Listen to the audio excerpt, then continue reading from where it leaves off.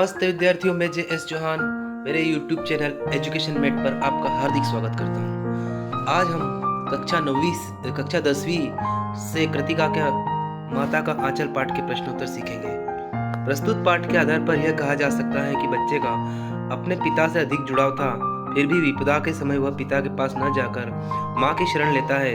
आपकी समझ से इसकी क्या वजह हो सकती है? उत्तर: पाठ से पता चलता है कि बच्चे का माता से सिर्फ दूध पीने का नाता नहीं होता है, उसे उसका पिता भी नहलाता है, खाना खिलाता है, खेल खिलाता था।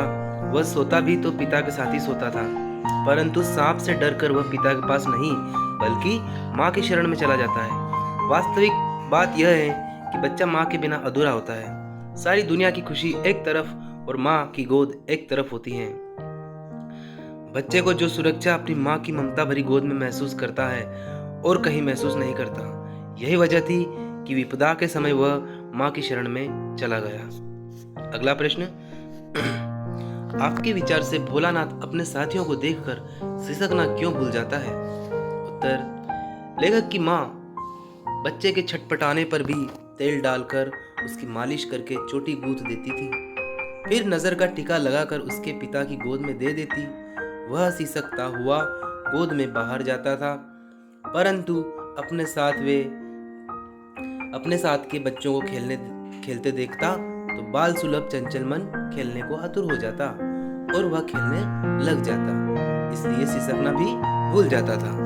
अगला प्रश्न विद्यार्थियों, आपने देखा होगा कि भोलानाथ और उसके साथी जब तब खेलते खाते समय किसी न किसी प्रकार की तुकबंदी करते हैं। आपको यदि अपने खेलों आदि से जुड़ी तुकबंदी याद हो तो लिखिए। इन प्रश्नों के उत्तर छात्र खुद लिखें।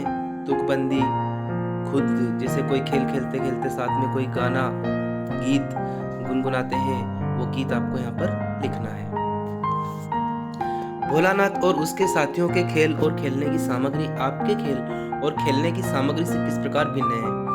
भोलानाथ और उसके साथियों के खेल काम के खेल में मिठाई की दुकान पर वाली मिट्टी के लड्डू, गीली मिट्टी की जलेबी, पत्तों की पूरी और कचौरियाँ, फूटे घड़े के टुकड़े के बतासे इत्यादि। बारात का खेल कनस्तर का तंबूरा, आम के छोटे पौधे को घिसकर बनाई गई शहनाई। प्रश्न क्रमांक 5, पाठ में आए ऐसे प्रसंगों का वर्णन कीजिए जो आपके दिल को छू गए हों। उत्तर 1, जब पिताजी रामायण का पाठ करते हैं तो लेखक दर्पण में अपना मुख देखता है और पिता के हंसने पर लजा जाता है। पिता बच्चे के साथ कुश्ती खेलते हैं और स्वयं हारकर चित्त हो जाते हैं। बच्चा छाती पर बैठकर मूंछ और दाढ़ी उखाड़ता है तो वे उसके छोटे छोटे हाथ चूम लेते हैं और खट्टा मीठा अपनी दाढ़ी चुभा देते हैं। 3, बच्चा पिता की आवाज को सुनकर अनसुना कर देता है और माँ की गोद में चिपक जाता है। प्रश्न क्रमांक 6, इस उपन्यास अंश में 30 के दशक की ग्राम्य संस्कृति का चित्रण है। आज की ग्रामीण संस्कृति में आपको किस तरह के परिवर्तन दिखाई देते हैं? उत्तर: 1930 में ग्रामीण संस्कृति सीधी सादी और अभावग्रस्त थी। चोट वगैरह का इलाज भी जल्दी से कर देते थे। विद्यालय में अध्यापक का रोब था। आज निम्नलिखित परिवर्तन दिखाई देते हैं। नंबर 1, खेल के नए नए उपकरण व सामान हो गए हैं। बच्चों के पालन पोषण में फर्क हो गया है। धार्मिक विचार बदल गए हैं। अब बरामदे में हुक्के नहीं गुड़गुड़ाते हैं। प्रश्न क्रमांक 7, पाठ पढ़ते पढ़ते आपको भी अपने माता पिता का लाड़ प्यार याद आ रहा होगा। अपनी इन भावनाओं को डायरी में अंकित कीजिए। ये भी छात्र खुद अपने अनुभव से लिखें। प्रश्न क्रमांक 8, यहाँ माता पिता का बच्चे के प्रति जो वात्सल्य व्यक्त हुआ है उसे अपने शब्दों में लिखिए। माता पिता हर वक्त बच्चों की भलाई और पालन पोषण की बात करते रहते हैं। माँ बच्चों को दूध पिलाती हैं और खाना खिलाती हैं। वे बच्चों के साथ बच्चे बनकर खेलते हैं। पिता बच्चे को अपने पास सुलाता है, सुबह नहाकर पूजा में बैठाता है, घुमा फिरा कर लाता है, झूला झुलाता है और उसे खूब खिलाता हंसाता है। माँ उसे तेल लगाकर चोटी गूंथती है और नजर का टीका लगाती है, उसे सुंदर कपड़े पहनाती है, उसे रोते ही अपने आंचल में छुपा लेती है, उसकी चोटों पर हल्दी लगाती है और रोने भी लग जाती है। प्रश्न क्रमांक 9, माता का आंचल शीर्षक की उपयुक्तता बताते हुए कोई अन्य शीर्षक सुझाइए।